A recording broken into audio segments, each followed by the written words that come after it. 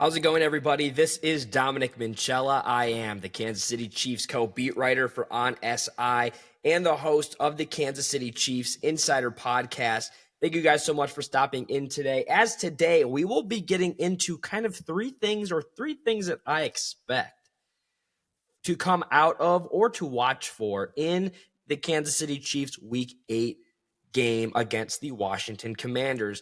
As you know, if you didn't know, now you do. The Kansas City Chiefs take on the Commanders Week 8 Monday Night Football, and they will be playing a Commanders team without Jayden Daniels, their quarterback, who was really climbing up the ranks last season, knocked out the Detroit Lions in the Super Bowl on their pursuit of the Super Bowl and the playoffs, but ultimately fell short. Going into this game, though, with Daniels out of the way, there are some areas specifically on the offensive side of the ball that I think Kansas City needs to capitalize on if they're able to take down Washington. Now, just because they are without their starting quarterback does not mean that the Kansas City Chiefs can take the Washington Commanders lightly.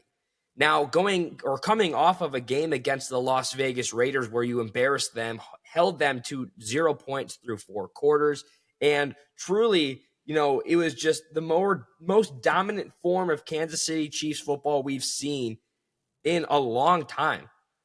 And it looked as though that they hadn't really missed a beat. That's not going to kind of be the same thing as it would be, or the same type of opponent as it was against the Raiders when you're taking on the Washington Commanders. But the offensive game plan should not change. So without further ado, here are 3 things that I want to watch offensively for the Kansas City Chiefs should they be able to push their winning ways to 3 straight and create some separation in the standings. Now, first off, it's going to be the running game. Now, as we know, the Kansas City Chiefs running back room has not been super positively looked at thus far this season, with the likes of Kareem Hunt and Isaiah Pacheco both kind of being slow out of the gates, and yet Patrick Mahomes was leading the rushing room in rushing yards up until last week. There are concern points to where you wonder if there is going to be a ground game, it's going to come from Patrick Mahomes. However, when looking at the analytics, the Washington Commanders defense averagely allows 126 rushing yards per game and rank less than half than out of the National Football League franchises in that category.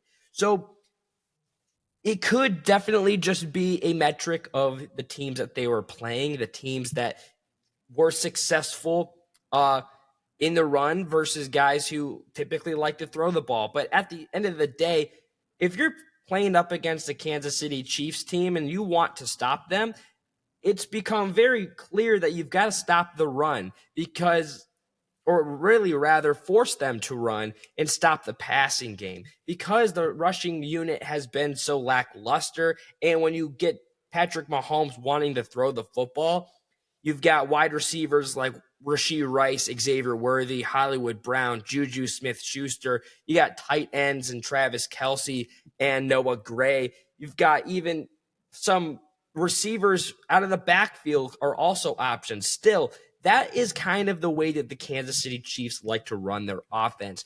However, there are some times where you could be having explosive plays on the ground. And in my eyes, a complete football team does the little things correctly. And thus far, the only thing of the little things that they're doing correctly is the small gains.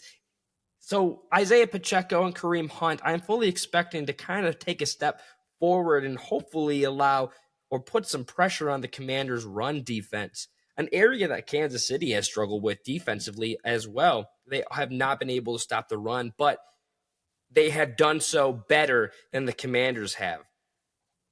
That's an area that I want to look for primarily for the rushing game. Additionally, though, if you look at the other side of things, I'm looking for Patrick Mahomes and Rashee Rice to have that really seamless transition in chemistry from their first game together this season into their second. Now, going up against the Las Vegas Raiders, there was a lot of areas and a lot of players who got the football. The mantra, the logo, the trademark, everybody's got to eat. It was on full display against the Raiders. However, when it comes against the Commanders, I think that if there's a way that you can get back to the everybody eat, let everybody eat, or everybody's got to eat trademark, go for it. But I do think that the Commanders' defense is very much better than that of the Las Vegas Raiders. So if that is the area, why not get a guy who is arguably and really well known as the Chiefs' best wide receiver when healthy, in Rashee Rice, the football? He had a very strong game in his first game against the Raiders. He finished with 7 receptions out of 10 targets, 42 receiving yards, and 2 touchdowns. That's a great turn around from, being able to come off of a suspension as well as not playing in the National Football League against real competition since he got hurt against the Chargers in week 4. I would say keep your eyes on Rashee Rice. I think that he has a chance to be an explosive reason why the Kansas City Chiefs are still Super Bowl favorites going into this game, and especially going into week 9 against the Buffalo Bills before they have their bye week. If there's a way where the Kansas City Chiefs can finish with the winning record while they go into the bye, I would say that they are in a tremendous spot. But you've got to take care of business first against the Commanders. And thirdly, offensively for the Kansas City Chiefs, they've looked very, very well thus far. They've scored 28 points and more in four last games, which is very impressive. And they're going for that again without a Jaden Daniels on your side, without areas to where you can capitalize on really keep up on the defensive side of things. I think that the offense should be able or be looking to aim for 28 or more points to push the streak to 5 games, something that really hasn't been done since, I believe, the 2019 season, for 5 straight games of 28 or more points. That would really put the nail in the coffin, ending the debates of, are the Kansas City Chiefs washed? Are they not a dynasty anymore? That would put that to rest. That's something that I'm going to look forward to, because going off against the Las Vegas Raiders is one thing, but if you're able to do it against a team that made the playoffs last season and capitalizing on some of their weaknesses, I think that would only make you even more impressive of a franchise going into the middle portion of the season.